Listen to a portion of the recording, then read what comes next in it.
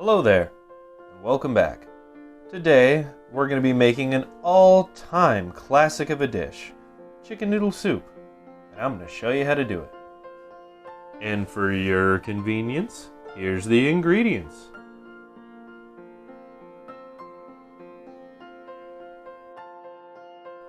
Chicken noodle soup is one of those iconic dishes that has really stood the test of time. It's a simple dish to make, and it doesn't cost a lot of money, which is perfect for most situations. But it does have the power to transport you all over the place in your mind, and really just make you feel better. Maybe it reminds you of a cold, snowy day from your childhood. Maybe it's gotten you through every sick day that you can remember. One thing is for sure, however, it's a dish that's good for whatever ails you. But with all that out of the way, let's get into the prep.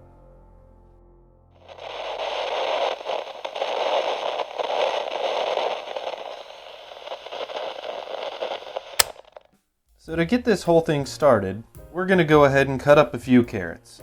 Now I want these to be fairly uniform, so what I'm going to do is turn the carrot as I'm cutting it so that all the pieces kind of end up the same size. It's a little difficult when your carrot's oddly shaped, but just be a little patient and take your time with it. And this is what's known as an oblique cut. They're not perfect, but that's fine. As long as they're similar sizes, we're all good here. This last little carrot's really small, so I'm just going to go ahead and give it a rustic cut. Good enough for me. And next on the chopping block are a couple of onions. I'm just going to give those a bit of a rough dice.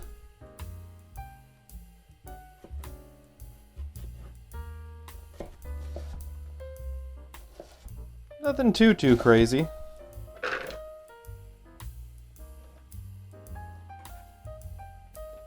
Now just give yourself a minute or two for your eyes to stop watering, and then we'll move on. Right to our garlic. I'm using 4 cloves. If you love garlic, go ahead and add as many as you want. It's really up to you how garlicky you want your chicken noodle soup. I'm just going to give that a quick mince. Good enough.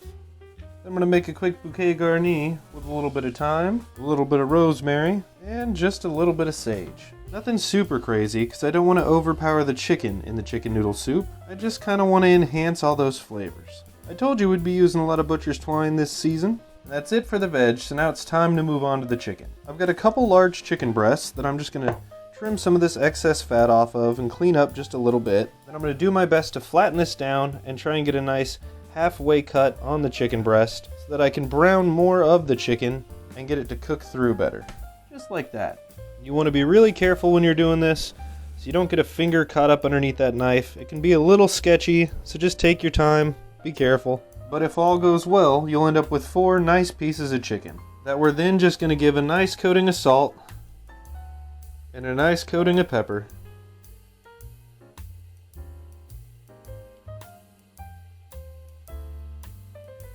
To both sides of your chicken.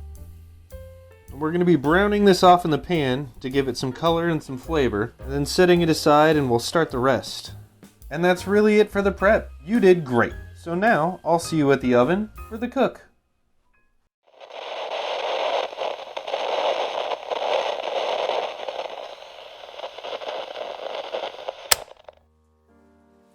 So go ahead and grab yourself a large frying pan and kick that over to a medium or a medium-high heat, depending on your range's heat level, I suppose.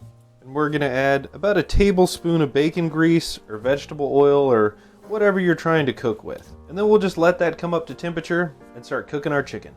Now patience is key here. You want to make sure your pan's hot enough before you add anything to it, which mine is now. But be patient, let it come up to temperature, and then go from there. I'm going to put a couple of my chicken breasts in.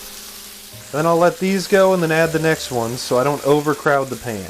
And these will take between 3 and 5 minutes aside, give or take. Just keep an eye on them. Try not to move them a ton if you can avoid it.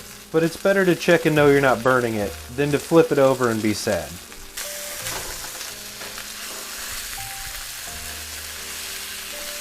And then I've got a little tray I'm going to set my chicken on so I can finish it in the oven and make sure it's cooked all the way through.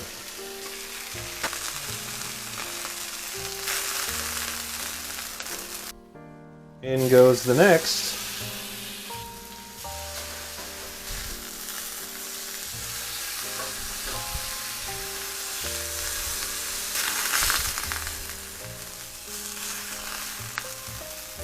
And then I'm just going to pop these in the oven at 350 for about 5 or 10 minutes, depending on the size and thickness of your chicken. You just want to make sure its internal temperature reaches 165. So now we'll go ahead and add our onions to that same pan.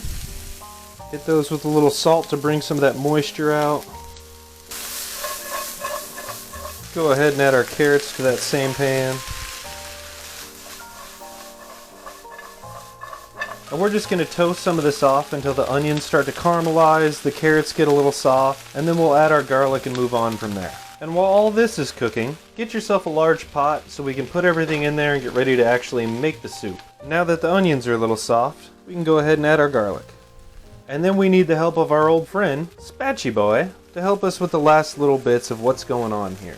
And all we're trying to do now is brown off the onions a little more, and then wait for that garlic to get a little bit of a toast on it.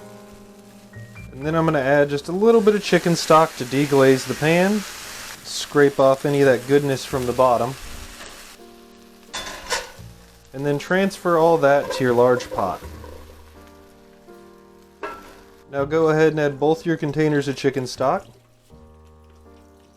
Or broth in my case. And while I've been doing all this, the chicken's come out of the oven, and I'm just letting it rest for a minute so I can cut it and put it in here. So as you can see, the chicken broth wasn't enough to bring the level up. So I'm just going to go ahead and fill it to the 3/4 mark with water, which should be about 2.5 more of these broth containers full of water. And I used unsalted broth so I could decide how salty I wanted my chicken noodle soup. So I need to make sure now to go ahead and add salt to it and get it right to my liking, which is probably going to take a good bit of salt.